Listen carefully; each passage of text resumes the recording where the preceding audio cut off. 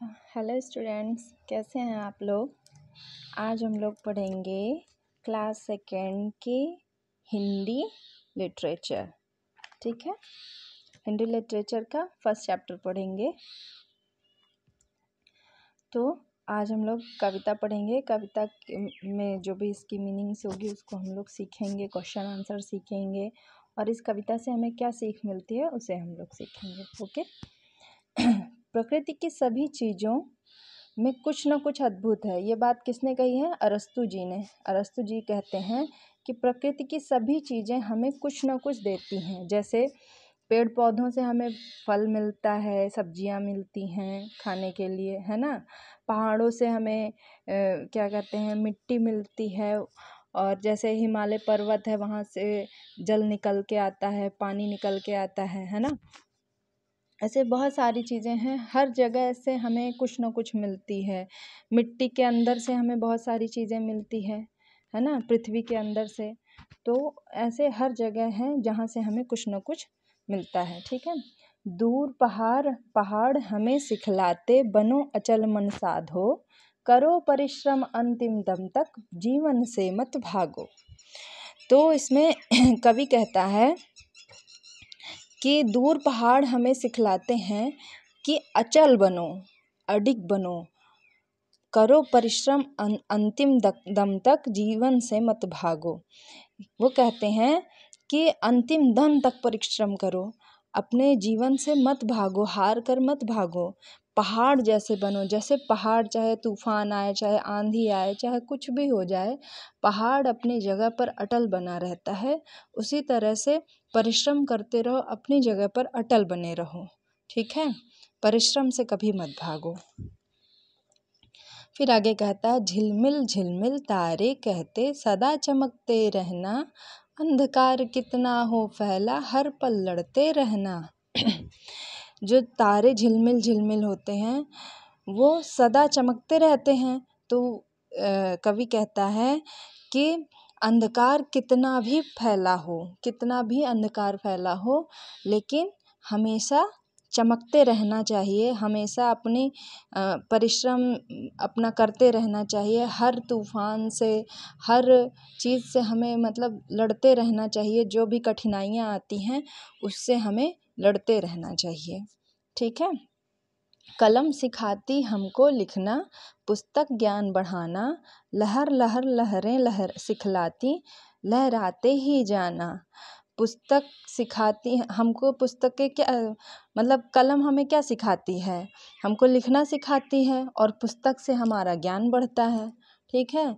और लहरें हमें क्या सिखाती हैं? हमेशा लहराते हुए चलते जाना है। जहाँ पे कठिनाई आए वहाँ से ऐसे मुड़कर दूसरा रास्ता बनाकर चले जाना है ना।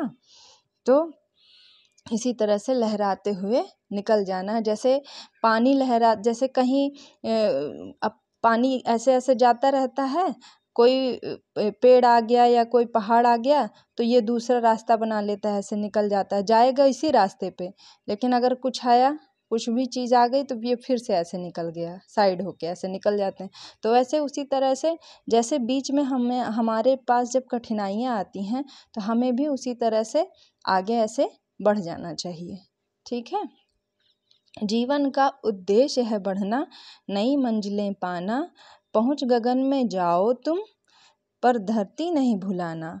जीवन का उद्देश्य है आगे बढ़ना, हमें नई मंजिलें पाना। ठीक है। पहुँच गगन में जाओ तुम बहुत ऊंचाई पर पहुँच जाओ, बहुत बड़े आदमी बन जाओ, कोई मतलब बहुत बड़े अधिकारी बन जाओ या किसी बहुत बड़ी पोस्ट पे पहुँच जाओ, पर धरती नहीं भुलाना।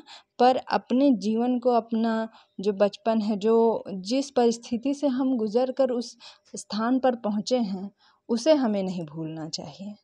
ठीक है।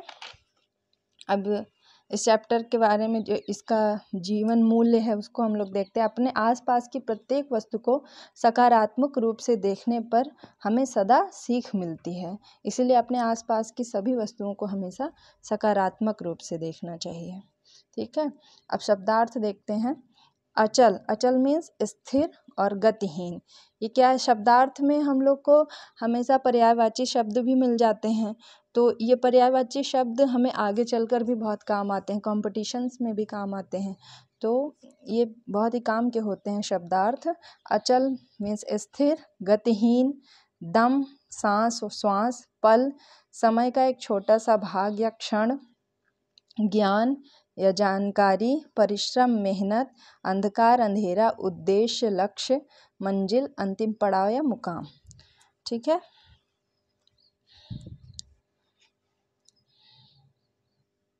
अब इस चैप्टर में एक थॉट दिया गया है, तो उसे हमें करके देखना है, इसे हमें करना है। देखिए, ये थॉट दी गई है, दूसरों की अच्छी आदत से मिली प्रेरणा आपको स्वस्थ, समृद्ध और बुद्धिमान बनाती है। क्या आप इस विचार से सहमत हैं? अगर आप सहमत हैं तो क्यों सहमत हैं? तो इस तरह के क्वेश्चन से हमें कभी कभी वहाँ पर IAS PCS के मेंस को एग्ज़ाम में भी मिल जाते हैं। तो इस तरह के क्वेश्चंस हमारे लिए बहुत ही इम्पोर्टेंट होते हैं। हम लोग छोटी क्लास के बच्चों के बुक्स को नज़रअंदाज कर देते हैं, लेकिन उनकी ही बुक्स में हमें हर छोटी छोटी चीज़ बहुत ही ईजी तरीके से मिल जाती हैं, बहुत ही अच्छे तरीके से मिल जाती हैं, जो हमें समझ में भी आती हैं और हमारे बड़े ही काम की होती हैं।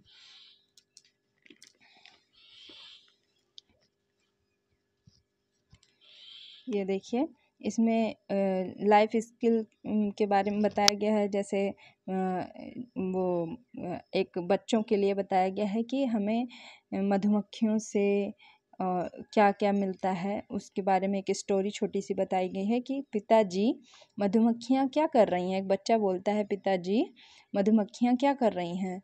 तो उसके पिताजी बोलते हैं, मधुमक्खियाँ फूलों के पराग से शहद का निर्माण कर रही हैं, जो मनुष्य के काम आता है। परंतु मधुमक्खियाँ शहद का निर्माण दूसरों के लिए क्यों करती हैं? बच्चा बोल रहा है कि मधुमक्खियाँ शहद का निर्माण दूसरों के लिए क्यों करती हैं? तो उसके पिताजी बोलते हैं, मधुमक्खियाँ ही नहीं, अन्य जीव जंतु भी निस्वार्थ भाव से कार्य करते हैं, जैसे वृक्ष, गाय, कुत्ता आदि जो मनुष्य के काम आते हैं, हमें इनसे सीख लेनी चाहिए। ठीक है। इस तरह से बातों बातों में हमने सीखा कि प्रकृति का प्रत्येक उपहार हमें किसी न किसी रूप में प्रेरणा व शिक्षा देता है। तो इस तरह से हम इस पर भी क्वेश्चन बना सकते हैं कि सागर, वृक्ष, पक्षी, फूल आदि प्राकृतिक उपहार में हमें क्या शिक्षा देते हैं, हमें बताइए। ठीक है।